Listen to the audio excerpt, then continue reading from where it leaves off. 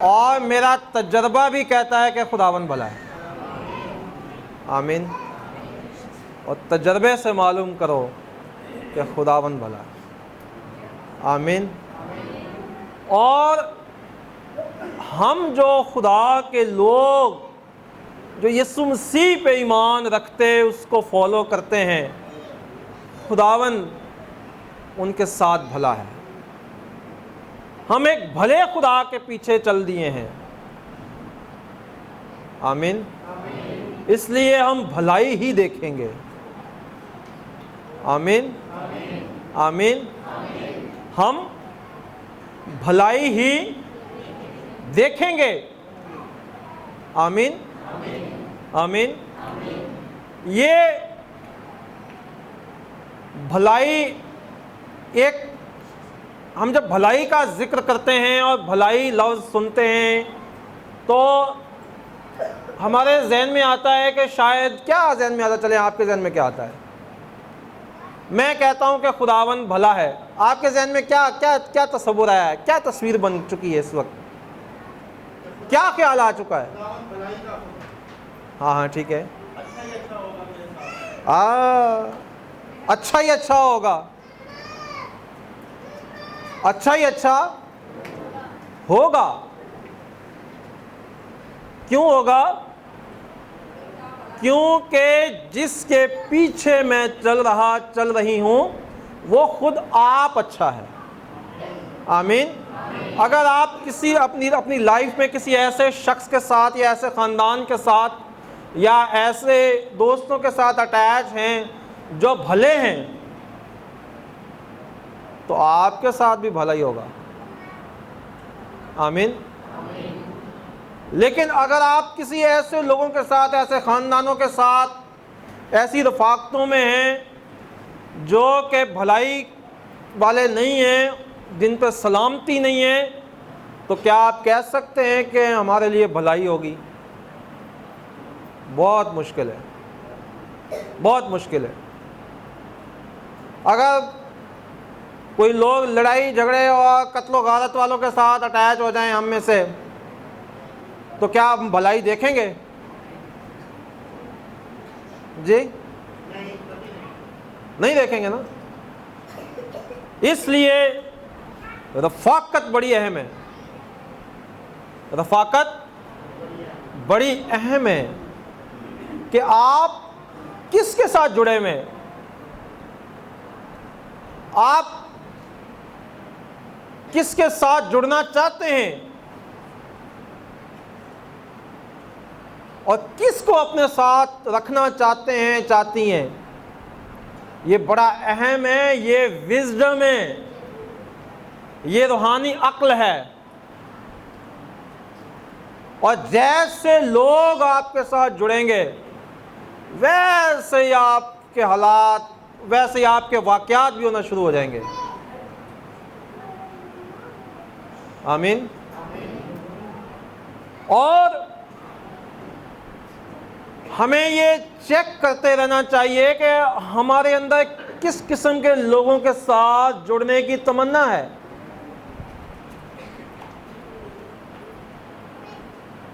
अगर खुदावंद भला है तो फिर हम भी भले हैं। आमीन। अगर खुदावंद भला है तो उसके लोग भी भले हैं। कोई शक, कोई एतराज़? अगर खुदावंद भला है तो उसके लोग भी भले हैं। आमीन। और आप बड़े भले लोग हैं, भले आजमा के देख लें। Hallelujah, hallelujah.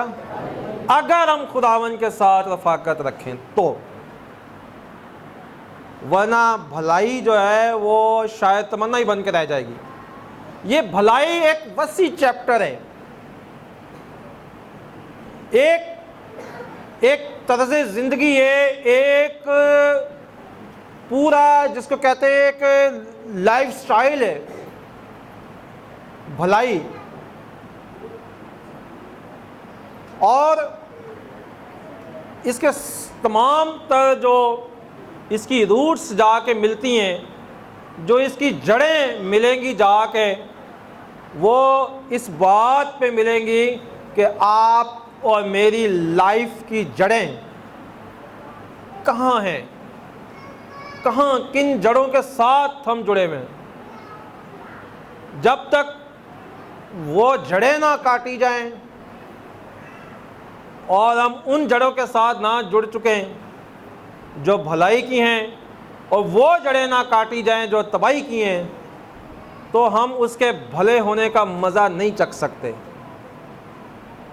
आमीन, आमीन। इसलिए रफ़ाकत आपको बताएगी, रफ़ाकत आपको सिखाएगी कि आपने किस तौर पे चलना है, आपने किस तौर पे बढ़ना है, और आपने किस तौर पे चीज़ों को एडॉप्ट करना है, और आपने किस तौर पे चीज़ों को छोड़ना है। ये आपको रफ़ाकत बताएगी, अगर आप भली रफ़ाकत में हैं तो। और अगर आप नहीं हैं तो भी आपको वो रफ़ाकत बता देगी। चीज़ें कोई भी नहीं छुपती, चाहे भलाई की हों या तबाही की हों, छुप नहीं सकती। आमीन, आमीन।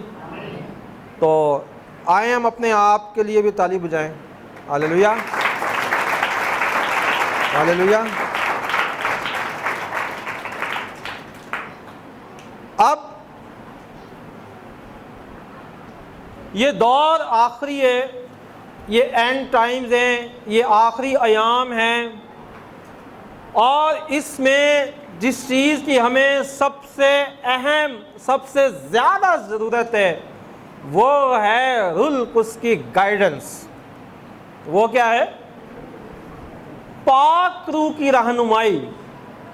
वो क्या है? पाक रूह की रहनुमाई। और ये आखिर दौर में आप इस बात को जान जाएं, इस बात को पल्ले बांध लें कि दुश्मन बड़ा बाइख्तियार होकर सामने आएगा। दुश्मन बड़ा बाइख्तियार होकर सामने आएगा, और ऐसी ऐसी चीज़ें, ऐसे ऐसे वाक़यात, ऐसे ऐसे डेमोन्स्ट्रेशन, अमली मुजाहरे सामने ला सकता है दुश्मन कि आपकी जो निजात है उसको भी छीन ले, आपकी निजात को छीन ले। इसका मकसद निजात का छीन जाना क्या होता है? ऐ निजात याफ्ता लोगों, जी सॉरी, निजात कैसे छीनी जा सकती है? अगर आपने निजात पाई हुई है तो आपको यह भी पता होना चाहिए कि ये छीन कैसे जाएगी। अगर आपके नाम किताब हयात में है तो आपको पता होना चाहिए कि किताब हयात से डिलीट कैसे हो जाएंगे। अगर आपने किसी को मैसेज किया है तो आपको ये पता है कि ये इसको डिलीट कैसे करना है, आपको सब पता है। क्या समझते हैं आप कितने लोग हैं जिन्होंने निजात पाई है? 1 2 3 4 4.5 5 6 7 7.5 8 9 आ जड़ा हाथ है ना, वेख लिया तो ठीक है, ना वेखे तो ठीक है। अच्छा जी, शाबाश शाबाश। मैं चाह तो कुछ आपको गहरे में लेके जाना चाहता था, मुझे लगता नहीं है कि अब हम गहरे में जाएंगे। खुदा के लोगों, कितने लोग यीशु मसीह का यहाँ इनकार करते हैं इस चर्च के अंदर? कितने लोग यहाँ बैठे हुए जो इस बात के इनकारी हैं कि यीशु मसीह में गुनाह नहीं है? कितने लोग ये ईमान रखते हैं कि यीशु पापी था?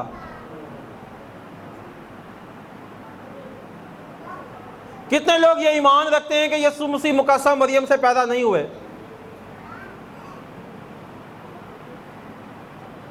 कितने लोग ये ईमान रखते हैं कि यीशु मसीह सलीब पे नहीं मरा? कितने लोग ये ईमान रखते हैं कि वो जी नहीं उठा? कितने लोग ये ईमान रखते हैं कि यीशु खुदा का बेटा नहीं है?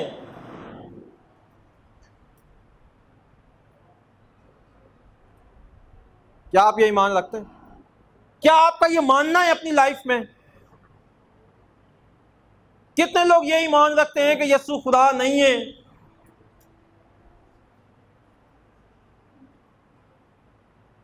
जिन बातों का मैं अभी तज़किरा कर रहा हूं, कितने लोग ये ईमान रखते हैं कि यीशु मसीह रुल कुछ की कुदरत से पैदा नहीं हुए?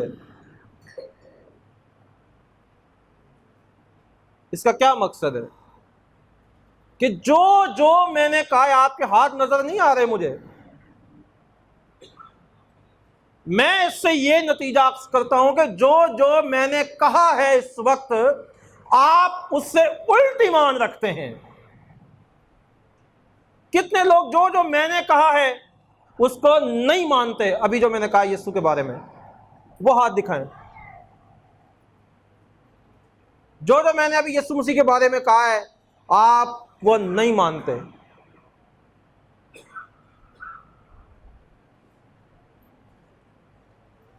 देखें, सुने, ये संजीदा बात है।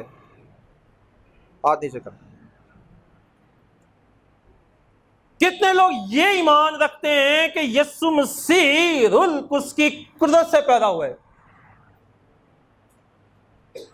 कितने ये ईमान रखते हैं कि यीशु की पैदाइश के अंदर, यानी कि मसीह के यीशु बन जाने के अंदर, मसीह के बदन में आने के अंदर, जो बदन मसीह का तैयार किया गया मुकद्दसा मरियम से, कितने लोग ये ईमान रखते हैं कि उसमें किसी इंसानी मर्द का कोई अमल दखल नहीं है?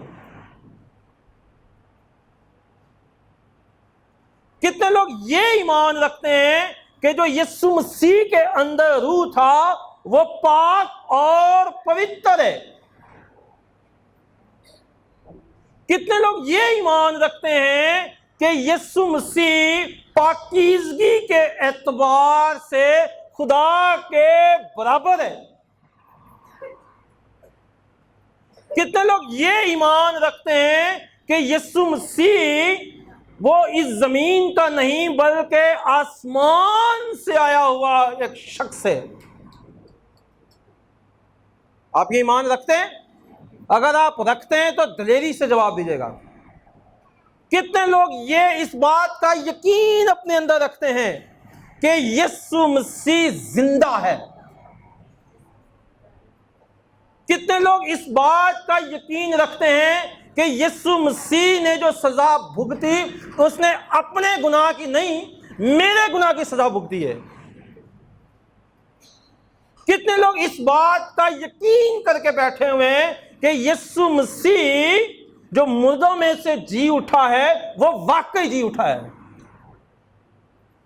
और कितने लोग इस बात का यकीन करते हैं कि यीशु मसीह मुर्दों में से जी उठने के बाद आसमान पे चढ़ गए? और कितने लोग ये यकीन रखते हैं कि वो खुदा बाप के दाहिने तरफ यानी कि पावरफुल हाथ की तरफ बैठा हुआ है? और कितने लोग ये यकीन रखते हैं कि यीशु मसीह ही वाहिद निजात का, गुनाहों से माफी का, रिहाई का और आसमान में जाने का रास्ता यीशु मसीह है? कौन लोग ये यकीन रखते हैं कि यीशु के अलावा कोई दूसरा रास्ता नहीं है? कितने लोग ये यकीन रखते हैं कि यीशु मसीह दोबारा आने वाला है और इस जमीन पे अदालत करेगा? और कितने लोग ये यकीन रखते हैं कि हम यीशु के साथ आसमान में जाएंगे? आमीन। जितने लोग ये हाथ उठा रहे हैं, कितने लोग ये यकीन रखते हैं कि ये उसी खुदा के मुंह की बातें हैं? कितने लोग ये यकीन रखते हैं कि यह ही खुदा का कलाम है? आमीन। वो सब निजात याफ्ता हैं। हालेलुया।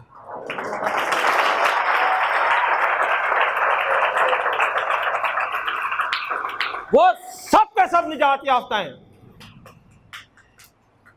वो निजात याफ्ता हैं क्योंकि निजात याफ्ता पे यकीन रखते हैं। कितने लोग इस चर्च में निजात याफ्ता बैठे हैं? कितने लोग? ये पूरा चर्च निजात याफ्ता है। खुदा के लोगों, शक ना करना, शक ना करना। क्यों हमें अभी तक जिनको अपनी निजात का ही यकीन नहीं है, कैसे आप इस एंड टाइम्स में सरवाइव कर पाएंगे? कैसे आप रूहानी तौर पर जिंदा रह पाएंगे? क्यों हमें अभी तक यकीन नहीं है? खुदा के लोगों, सुने और समझे इस बात को। यीशु मसीह हमारे लिए कुछ नहीं करने वाला। मैंने क्या कहा? यीशु मसीह हमारे लिए कुछ नहीं करने वाला। भूल जाएं आप, भूल जाएं आप। क्यों? हाँ, उसने कहा मेरा बाप भी काम करता है, मैं भी करता हूं। क्योंकि वो अपना काम मुकम्मल कर चुका है। आमीन। उसने सलीब पे जान देने से पहले अपनी ज़बान मुबारका से कहा, सलीब के ऊपर से उसने सदा लगाई, तमाम हुआ। It is finished, it is done, it is completed. तमाम हुआ, पूरा हुआ, मुकम्मल हुआ। तब उसने कहा, बाप मैं अपनी रूह तेरे हाथों में देता हूं। उसने काम मुकम्मल किया है। कौन सा काम? निजात का काम मुकम्मल किया है। खुदा के लोगों, एक शख्स आपकी जगह कत्ल हुआ है। ये छोटी बात नहीं है। और आपने मैंने कत्ल होना था,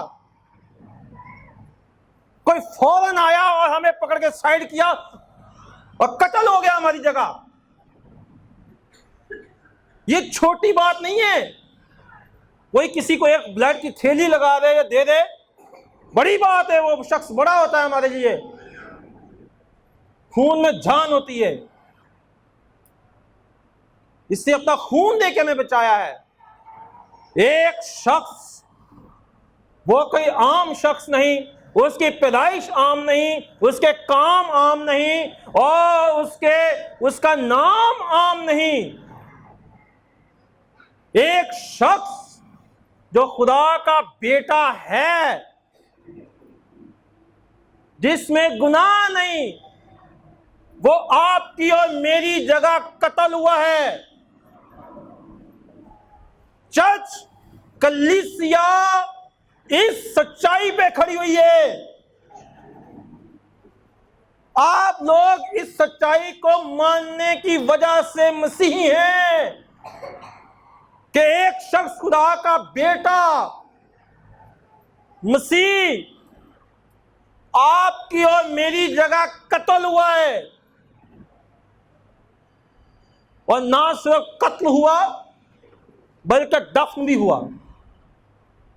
और तीसरे दिन कब्र का सीना फाड़ के जी उठाए।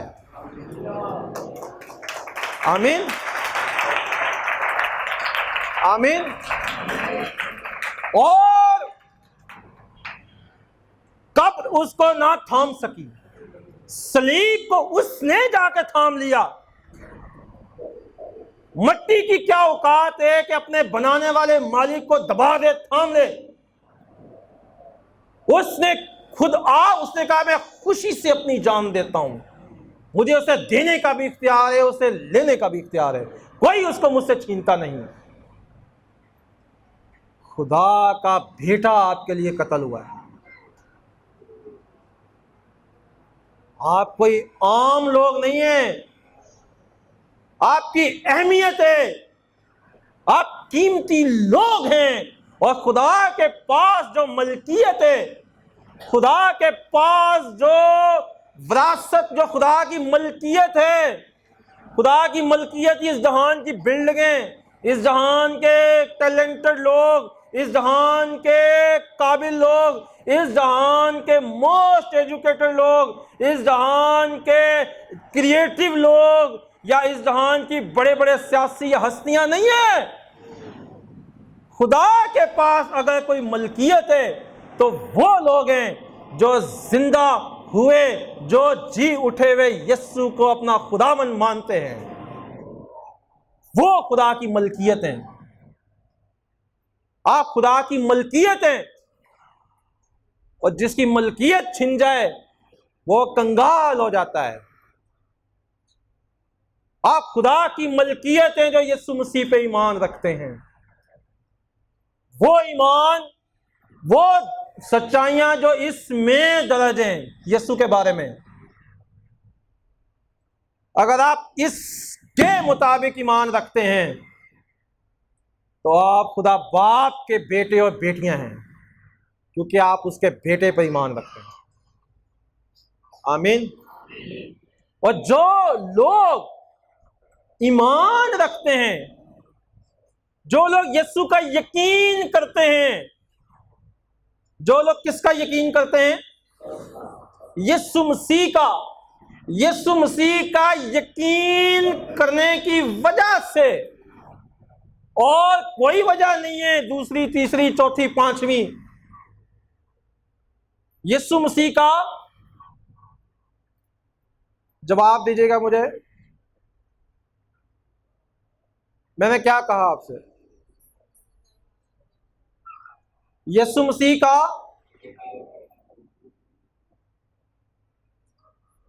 यीशु मसीह का यीशु मसीह का क्या कहा मैंने?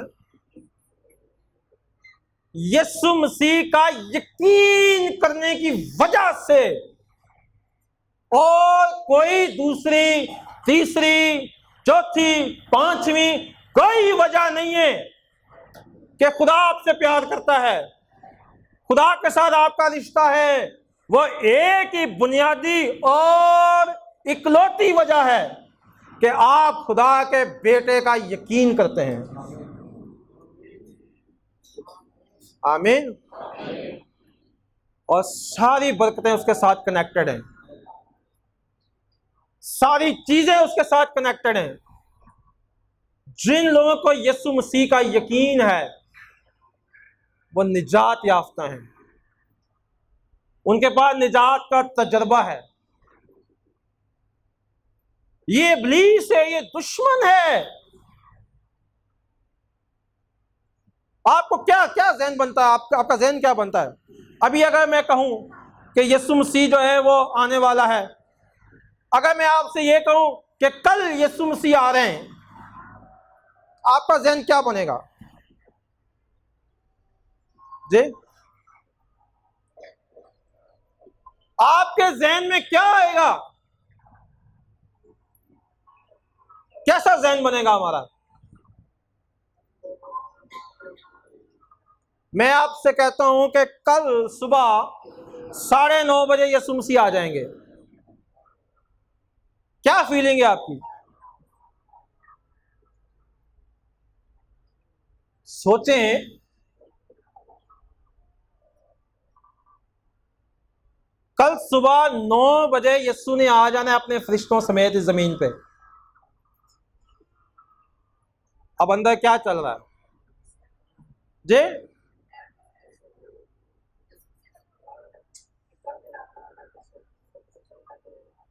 मैं कल कहता हूं कि कल बिजली पूरब से पश्चिम ऐसे चमकेगी और कल यीशु आ जाएगा, और आप इस बात का यकीन भी करें थोड़ी देर के लिए। आप इस बात का यकीन करें ये जमात थोड़ी देर के लिए कि कल सुबह 9 बजे यीशु ने आ जाना है। क्या करेंगे आप सुबह 9 से पहले तक जी?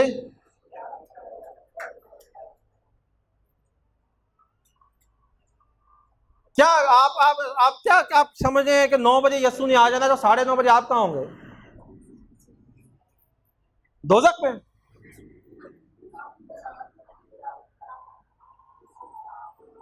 है? मैं एक जगह ऐसे कलाम सुना रहा था, तो बल्कि मैं कहीं फेलोशिप कर रहा था, तो मैंने ऐसे बात की, तो वहां से एक बहन बोलती, मेरा भाई फटाफट जो है ना फैशल करना शुरू करना है, फैशल करांगी मैं, क्योंकि शादियां जो जाई जाते वो तो इतना तैयार हो जाओ, तो यस्सू ने पूरी एडी बड़ी बरात लेके आनी है, मैं तो फौरन फैशल का इंतजाम करांगी। हालेलुया। यीशु मसीह के लिए तालियां बजाएं।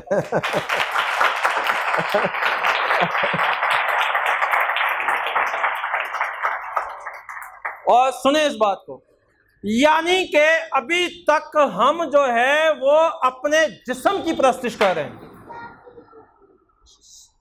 हम क्या कर रहे हैं?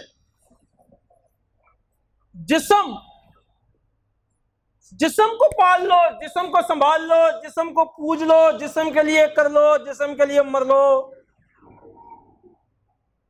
और ये खून और गोश्त खुदा की बादशाह के वारिस नहीं हो सकते। ये वाले खून और गोश्त वो जलाली बदन होगा जो खुदावन के साथ जाएगा, और जलाली बदन उनको हासिल होगा जो जलाल में जीते हैं। जो लोग जिस्म में जी रहे हैं, जो लोग दुनियादारी में जी रहे हैं, जो लोग जो सिर्फ ड्रामे देख देख के जिए जा रहे हैं, जिनका जहन नहीं है यीशु मसीह किसको लेने आ रहा है। जी, दुल्हन को किसने कहा? यीशु मसीह किसको लेने आ रहा है? दुल्हा किसको लेने आ रहा है? हाँ जी, कितने लोग समझते हैं कि वो यीशु की दुल्हन है? देखो ना, ये हमारा हाल है। खप गए असी कलाम सुना, खप गए तुसी कलाम सुन के। यहां हम खड़े हुए, अफसोस हो रहा है मुझे, अफसोस अफसोस अफसोस। अपना सर दे मारूं या क्या करूं?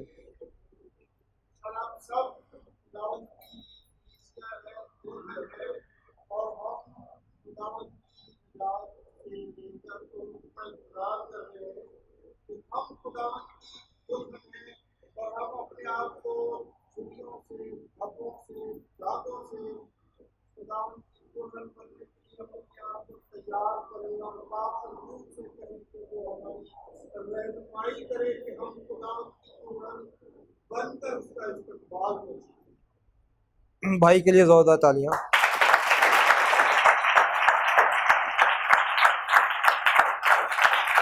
बस बस बस। लेकिन भाई इकबाल आपको नहीं बचा पाएगा,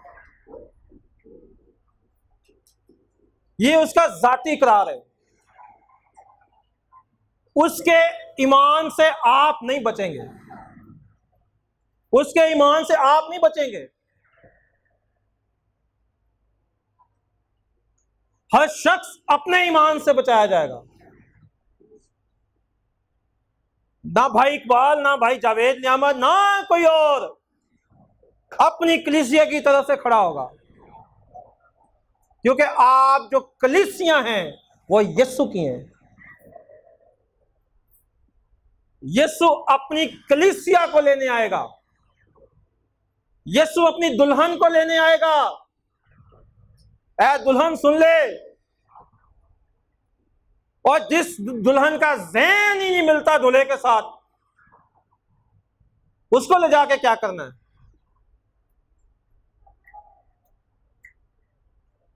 ज़हन मिलता है आपका? जिसका ज़हन ही नहीं मिलता दूल्हे के साथ, अगर जमीन पे किसी की शादी करवा दी जाए, लड़की लड़के की, आपस में ज़हन ही नहीं मिलता उनका, सुबह शाम फैसले होंगे। यीशु अपनी दुल्हन को लेने आ रहा है।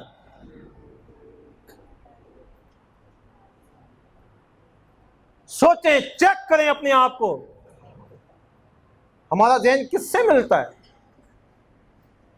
किससे मैच होता है। और अगर यीशु का ज़हन पढ़ना है तो इसको पढ़ लो। क्या इसके मुताबिक हमारा ज़हन है?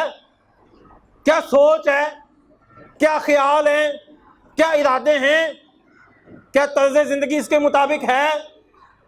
अगर नहीं है तो क्या हमारे अंदर तड़प पाई जाती है कि हम खुदा के कलाम के मुताबिक जिंदगी गुजारें? क्या तड़प पाई जाती है कि पाक हमारी मदद कर, मैं यीशु की दुल्हन हूं? ईमान लाने की वजह से खुदा के लोगों, निजात पाना बड़ा आसान है। इतना आसान काम मैंने कहीं नहीं देखा ना सुना। निजात पाना, गुनाहों को धुलवाना इतना ज्यादा आसान कर दिया है खुदावंद यीशु मसीह ने कि मैं उसको सलूट करता हूं कि मुझ पे ईमान ला, तू और तेरा घराना निजात पाएगा। हालेलुया। यीशु मसीह का यकीन करें, आप और आपका घराना निजात पाएगा। और निजात याफ्ता लोग आसमान में जाएंगे। क्या खुदावंद ने कहा कि इतने पैसे ला, तू और तेरा घराना निजात पाएगा, इतनी दयाई की ला, तू और तेरा घराना निजात पाएगा, फला फला मुल्क जा, फला फला इतने रोजे रख, ऐसा कर वैसा कर, इतने साल एड़ियां रगड़, तू और तेरा घराना निजात पाएगा। क्या कोई ऐसी मुश्किल है? ईमान ला, तू और तेरा घराना निजात पाएगा। आमीन। सबसे आसान काम निजात पाना है। क्यों आसान किया गया है? यीशु से पहले ये मुश्किल तरीन, नामुमकिन तरीन काम था। यीशु ने इसको आसान बनाया। उसने सर झुका दिया अपना, ताकि हम सर उठा के जिए। उसने अपनी जान दी ताकि हमारी जान बचाए। उसने अपना आप दिया ताकि हमें अपना बना ले। उसने कहा, जब मैं ऊंचे पे लटकाया जाऊंगा तो बतेरों को अपनी तरफ खींचूंगा। खुदा के लोगों, एक ही बात है, एक ही चीज को पल्ले बांध के रखें कि खुदा का बेटा जो यीशु मसीह है, वो आपकी और मेरी जगह कत्ल हुआ है। और उसके कत्ल होने की वजह से और तीसरे दिन मुर्दों में से जी उठने की वजह से आपके और मेरे सारे गुनाह माफ हो चुके हैं। आमीन, आमीन, आमीन। इससे बड़ी कोई खुशी नहीं है। मुबारक है वो जिसकी बदियां माफ हुई, जिसके कसूर ढांके गए। मुबारक है वो जिसे खुदावंद हिसाब किताब ना करेगा। और जो यीशु मसीह पर ईमान रखते हैं रोमियो के मुताबिक, उन पर सजा का हुक्म नहीं है। उन पर सजा का हुक्म नहीं है। तो आप कितने लोग यीशु मसीह पे, मसीह मसलूब पर, जो सलीब पे लटका है, उस पर ईमान रखते हैं?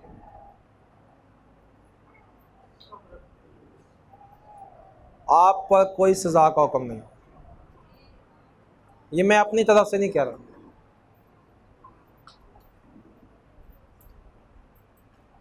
आमीन। सर उठा के जिए। अगर इब्लीस आपको आपके गुनाह, आपके या मेरे, हमें याद दिलाता है, या हमारे किए हुए काम याद दिलाता है, तो उसको वो काम याद दिलाए जो यीशु मसीह ने सलीब पे आपके मेरे लिए किया है, कि हमारे गुनाह माफ हो चुके हैं। ईमानदार का कोई माजी नहीं है। आमीन, आमीन। गलतियों 2:16 पढ़िएगा। मैं आपके सामने बहुत कुछ रखना चाहता था लेकिन बाद में कभी। गलतियों 2:16 भाई जावेद खोला गलतियों।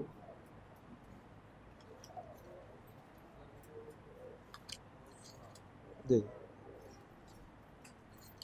क्या लिखा है यहाँ?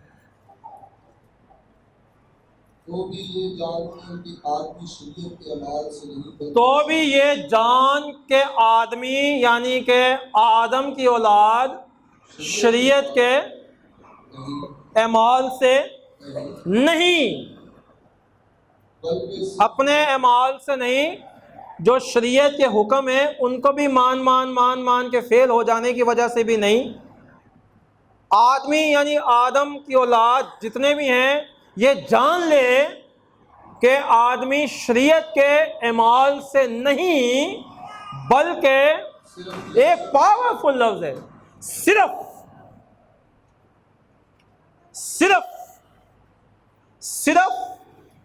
जी भाई यीशु मसीह पर ईमान लाने से रास्तबाज ठहरता है। आमीन। सिर्फ यीशु मसीह पर ईमान लाने से रास्तबाज ठहरता है या ठहरती है। कितना आसान है, खुदावंद ने कितना आसान कर दिया। रोमियो 8 बाब की पहली आयत।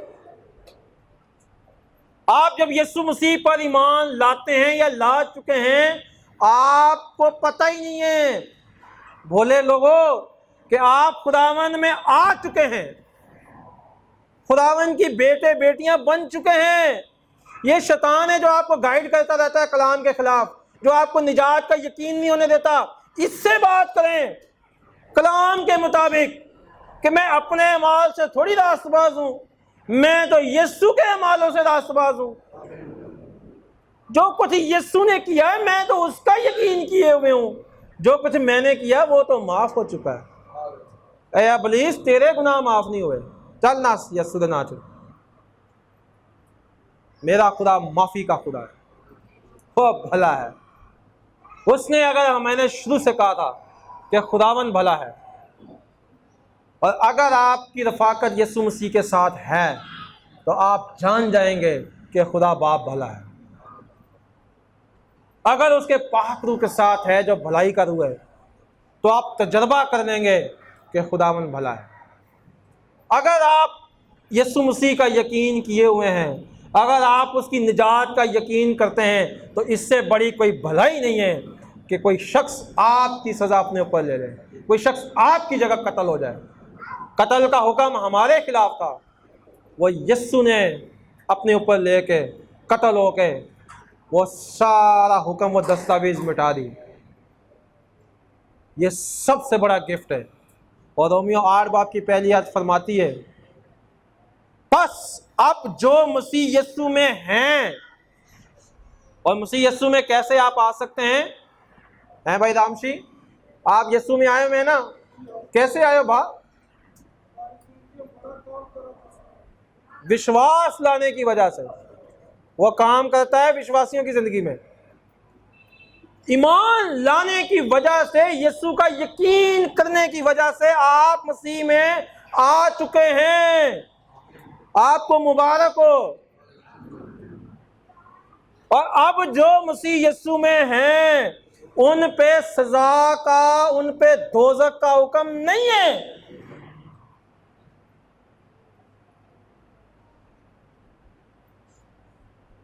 यह कितना बड़ा मुकाशवा जिसकी हमें कोई खुशी नहीं होती। सानू खुशी होती कमेटी मिल गई, सालगिरह मना लो, मुर्गी का पका लो, ओना बुला लो, ऐना बुला लो, आप किसे चल जाओ। मैं ये नहीं कह रहा ये काम ना करें, लेकिन ये मसीह में रह के करें। और आप मसीह में हैं और मसीह की खातिर कहें कि आओ उनको बुला लो, आओ सालगिरह मना लो, इसी बहाने सब अजीजों को बुला लो और खुदा के खादम को बुला लो, कलाम सुनाए इनको।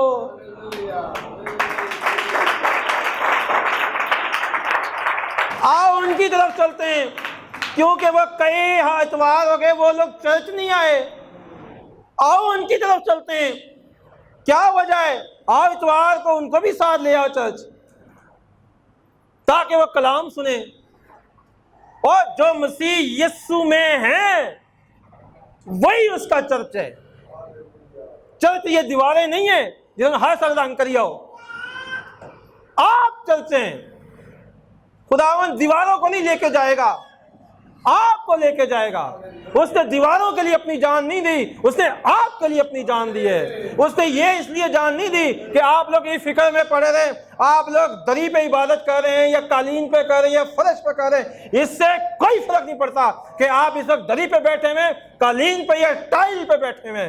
आपका जो फर्क पड़ता है वो ऐसे पड़ता है कि क्या आप खुदावंद यीशु के साथ, यीशु के दाहिने हाथ बैठे हुए हैं या नहीं है। आप किसी भी जगह पे वर्शिप कर रहे हैं, क्या इससे फर्क पड़ता है? क्या आप सच्चाई से वर्शिप कर रहे हैं?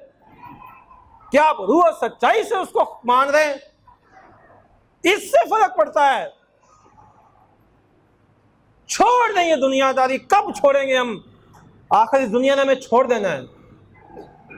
छोड़ दें इस दुनिया को, छोड़ दें उन लोगों को जो आपको दुनिया की तरफ ले जाते हैं, और पकड़ लें पल्ला, पकड़ लें पल्ला। अगर अभी तक पल्ला नहीं पकड़ा हुआ तो इस बात को पल्ले बांध लें फिर कि यीशु ही रास्ता है, यीशु ही रास्ता है। मैं आपको एक आखिरी मिसाल दूंगा और इसको बड़ी तवज्जो से सुनिएगा और इसको समझिएगा। ये एक कहानी है, कोई सच्चाई वचाई नहीं है, लेकिन सीखने के लिए है, लेकिन सीखने के लिए है। एक कोई गांव था, तो वहां लोग बड़े तंग थे बेचारे। बदहाली थी, बीमारियां थी, परेशानियां थी, लड़ाइयां झगड़े थे, दाने के दोज़ख का आलम था, और वहां के रहने वाले बड़े तंग थे। तो वहां ये कोई सच्चाई नहीं है, ना कलाम में लिखी हुई है, ये सीखने के लिए मिसाल दे रहा हूं। ये दुनियादारी की मिसाल है, लेकिन ये सीखें। और वहां कहानी के मुताबिक वहां एक खानदान था, नामी मसीही, जो नाम के मसीही थे और दुनियादारी से लदे हुए थे, दुनियादारी को अपने ऊपर तारी किया हुआ था, दुनिया के लिए जी रहे थे। एक दिन दोनों मियाँ बीवी ने आपस में रात को बैठ कर सलाह की, क्यों न ऐत का आप उस घोड़े नूं फड़ लिए। तो शौहर और बीवी मुतफिक हुए। उन्होंने कहा बच्चों को बुलाओ, बच्चों की ट्रेनिंग करिए, आसमान से जाना है असी। उन्होंने बताया बेटा घोड़ा आएगा, उनको पता था घोड़ा आता है कहानी के मुताबिक। और उन्होंने कहा देख पुत्र, मैं घोड़े की पूंछ में फड़ना है। बाप ने कहा, अपनी बीवी को बोला कि तू मेरा पल्ला फड़ना है पिछों, और छोटे ने ओदा फड़ना है, छोटे फड़ना, उन्हें बड़े का फड़ना, उन्हें ओदा फड़ना, उन्हें छोटी ਨੂੰ फड़ना, सब ने एकदम फड़ लेना एक दूजे ਨੂੰ। और तुम्हारी मां ने मेरा पिछो पल्ला फड़िया होगा, मैं ਉਹਦੀ पूंछ ਨੂੰ फड़िया होगा। ये फार्मूला था उनके पास आसमान में जाने का। कहानी के मुताबिक घोड़ा आ गया और एकदम से, क्योंकि उन्होंने ट्रेनिंग की हुई थी, ट्रेनिंग याफ्ता आसमान में जाने के, एकदम से वो बंदे ने जंप मार के पकड़ लिया उसको। पीछे और बीवी ने, सब ने पल्ला फड़िया, डक डक डक डक, और वो घोड़ा उड़ता हुआ जा रहा आसमान में, दकड़ दकड़ दकड़ दकड़ दकड़ दकड़ दकड़ दकड़ दकड़ दकड़। वाह वाह वाह वाह, हमारे लगो बड़े ऊंची हो गए हो, ओ दखन, ओ छत्ता, ओ बड़ा मजा आ रहा। वाह वाह वाह वाह। उन्हें पूछा बच्चे पूरे ने, उन्हें पूछा हाँ भाई छोटे, उन्हें कहा हाँ छोटे ने, बड़े ने, बड़े सब पूरे ने। पूरा खानदान है इस वक्त ट्रैवल कर रहा है आसमान आलू। अद्धे रस्ते पहुंचे, कोड़ा जा रहा है, कोड़े ने कोई परवाह नहीं किन्ने उन्होंने फड़िया है, उन्हें जाना है। जो बस ਨੂੰ कोई परवाह नहीं कौन बह गया, उन्हें जाना है। अद्धे रस्ते पहुंचे ते बीवी ने पूछा निक्के दे अब्बा, उन्हें क्या हाँ, उन्हें आख्या वेख आप जाते रहे आसमान च की उथे हुक्का तो मिलेगा ना। उन्हें आख्या निक्के दी अम्मा ओते हुक्के, अब पकड़ा हुआ उसको, कचहरी भी चल रही है, आसमान दगड़ दगड़ दगड़, घोड़ा जा रहा पकड़ा हुआ, ओते हुक्के। बाप कहता है ओते एडे बड़े हुक्के, ओ घोड़ा ऊपर दगड़ दगड़ दगड़ दगड़ सब नीचे हलाक हो गए। ओते एडे बड़े हुक्के और घोड़े की पूंछ छुड़ गया। तू सीखने की बात है। अगर आप यीशु मसीह में हैं तो आप सफर तय करें आसमान का। जैसे जैसे आपकी उम्र बढ़ती जा रही है, आसमान में जाने के दिन नजदीक आते जा रहे हैं, खुशी मनाएं। दुख ना करें मेरी इतनी उम्र होगी, शुक्र करें मेरी इतनी उम्र होगी। और कुछ लोग दुनियादारी के ऐशो इशरत में उसी सफर पे जाते हुए आसमान खो देते हैं, जैसे उस खानदान ने खो दिया। एक ही चीज को थामे रखें, वो खुदा का बेटा यीशु मसीह है। एक ही चीज को पकड़ के रखें, जैसे पौलुस कहता है अपने नौजवान शागिर्द को कि यीशु मसीह को याद रख जो मुर्दों में से जी उठा है। उस मुर्दों में से जी उठे हुए यीशु को अपने सामने रखें, याद रखें, और जो कुछ भी करते हैं, किसी से भी मिलते हैं, किसी के पास जाते हैं, किसी को अपने पास बुलाते हैं, इसी मोहब्बत में, इसी ईमान में बुलाएं कि यीशु मसीह इनको मिल जाए, ये यीशु मसीह के पास आ जाएं। यही चर्च है। चर्च पार्क में हो, किसी के घर हो, स्कूल में हो, चर्च रूहें बचाता है। आमीन। और आप मसीह की कलीसियां हैं। आइए हम खड़े हो जाएं।